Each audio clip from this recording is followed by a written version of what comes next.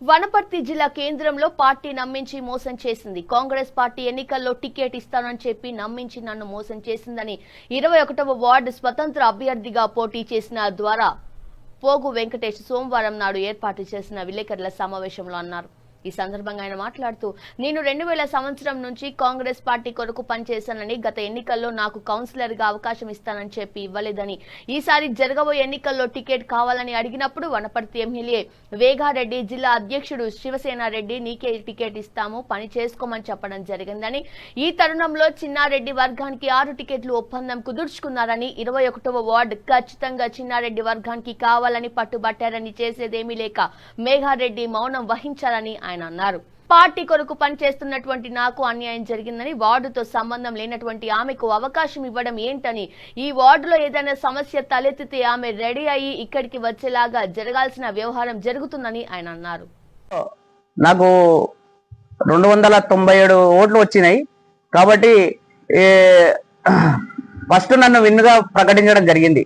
అధికారులు ప్రకటించిన తర్వాత కూడా మళ్ళా వాళ్ళు ఏం చేసినంటే, మళ్ళా ధనలక్ష్మి విన్ను ఒక ఫోన్ ద్వారా అధికారులను మభ్యపెట్టి వాళ్ళకు ఫోన్ ద్వారా ఈరోజు మమ్మల్ని తొక్కిపట్టి వాళ్ళకు విన్ను ప్రకటించడం జరిగింది. ధనలక్ష్మి అనే వ్యక్తికి, నాలాంటి వ్యక్తి గెలిస్తే రేపు అందరినీ ప్రశ్నిస్తాడు, మున్సిపాలిటీలో ప్రశ్నిస్తాడు, నాకు మేకై కూర్చుంటాడనే ఒక ఉద్దేశంతో దురుద్దేశంతోనే ఈరోజు నన్ను తొక్కిపట్టి అధికారులను మభ్యపెట్టి ఈరోజు ఫోన్ ద్వారా నన్ను తొక్కిపట్టి ఈరోజు నన్ను గెలవకుండా 5 ఓట్లతో ఓడించారు వాళ్ళు.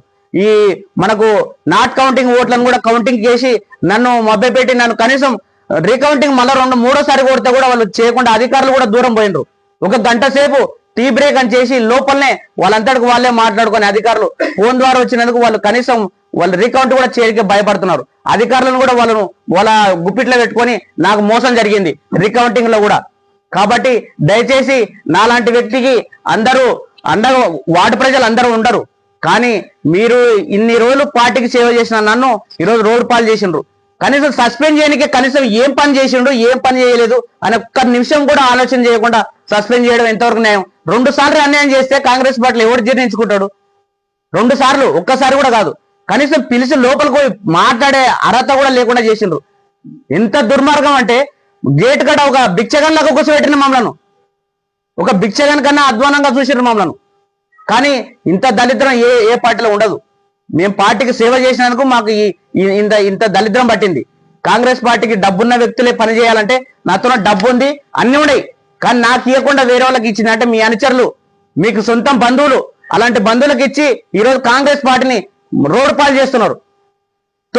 కాంగ్రెస్ పార్టీని నాశనం చేసే వ్యక్తులు అంటే మీరే. ఇప్పుడు కాంగ్రెస్ పార్టీ సీనియర్లకు గౌరవం ఇవ్వకుండా, వాళ్ళకు పదవులు ఇవ్వకుండా, టికెట్లు ఇవ్వకుండా మోసం చేసి ఈరోజు కాంగ్రెస్ పార్టీ జెండా ఎగరవేయకుండా దళిద్రంగా చేస్తున్నారు. ఇంకా రేపు భవిష్యత్తులో ఎమ్మెల్యే ఎలక్షన్లు కానీ ఎంపీ ఎలక్షన్లు కానీ రాంగ ఇంకా చాలా ఘోరంగా అయ్యే పరిస్థితి ఉంది. కాబట్టి దయచేసి ఇలాంటి జరగకుండా కాంగ్రెస్ పార్టీ నాయకులు పిసిసి నాయకులు సీఎం రేవంత్ రెడ్డి గారు కూడా వారి దృష్టికి మేము తీసుకెళ్తాం. కంపల్సరీ మాకు న్యాయం చేసే వరకు పోరాడతాం. కాబట్టి కాంగ్రెస్ పార్టీని మరోసారి బతికించాలని ఈ మీడియా ముందర మేము సమావేశంగా